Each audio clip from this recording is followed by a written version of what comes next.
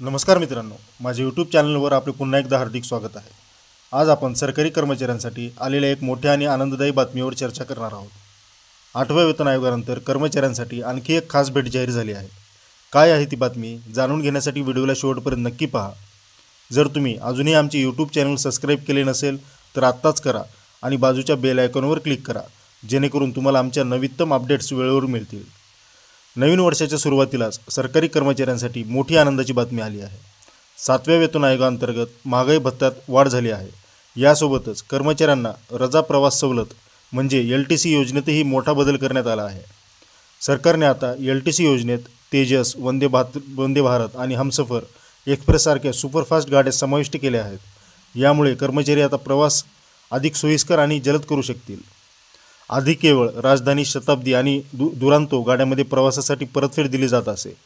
आता प्रीमियम ट्रेनच्या यादीत तेजस, वंदे भारत आणि हमसफर एक्सप्रेस या गाड्यांचाही समावेश झाला आहे। कर्मचाऱ्यांना 4 वर्षाच्या कालावधीत दोनदा LTC योजनेचा लाभ घेता येईल। प्रवासाचे तिकीट भाडे कर्मचाऱ्यांना पगार श्रेणीप्रमाणे परतफेड होईल। उच्च श्रेणीतील कर्मचारी एक्झिक्युटिव्ह चेअर कारमध्ये प्रवास करू शकतील, तर इतर स्तरानुसार AC2 रिअर किंवा AC3 टिअरची सुविधा दिली जाईल।